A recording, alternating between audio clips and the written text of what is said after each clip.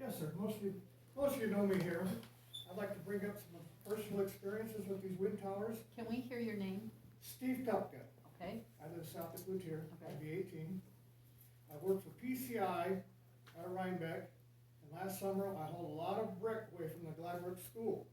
But on the way to Gladbrook, was coming from Des Moines, coming up through Green Mountain. There was about 6 of us at the time. I lost my Des Moines radio station. Didn't think nothing of it.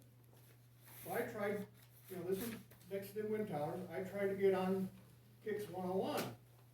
Couldn't get it. Went into Gladbrook, Kix 101 came on. Went back out and took the that same blacktop north up to a feedlot where we filled in, put the bricks into a silt ponds from this feedlot that used to feed 5,000 head a year. I used to haul cattle into that feedlot, up and down that Green Mountain Road all the time. My CB radios would work good. Now, going up that blacktop, we lost communication between the trucks because we lost, the wind towers interfered with it.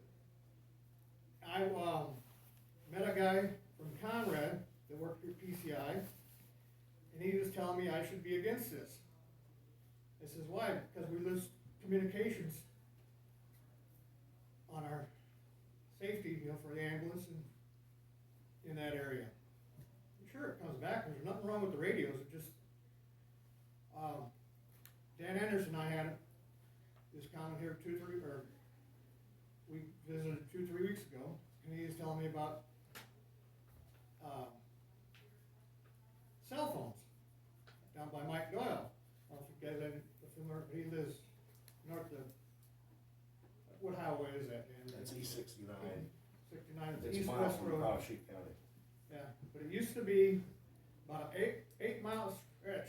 I hauled livestock, hauled a lot of cows for Tama Pack. About an 8-mile stretch in there, I'd lose contact with the cell phones.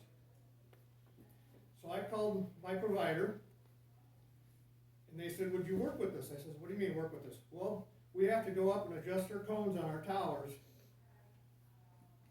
And it took us 2 weeks to get that down to about a mile and a half stretch now, where there's contact loss.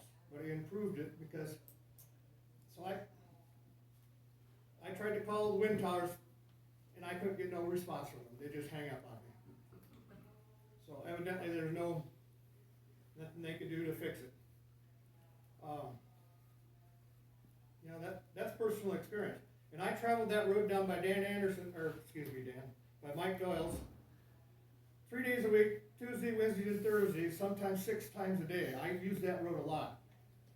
And I dispatched other trucks, get loads out of different sale barns. Tama Pack would call me, give me the loads, and I would get to find trucks for them.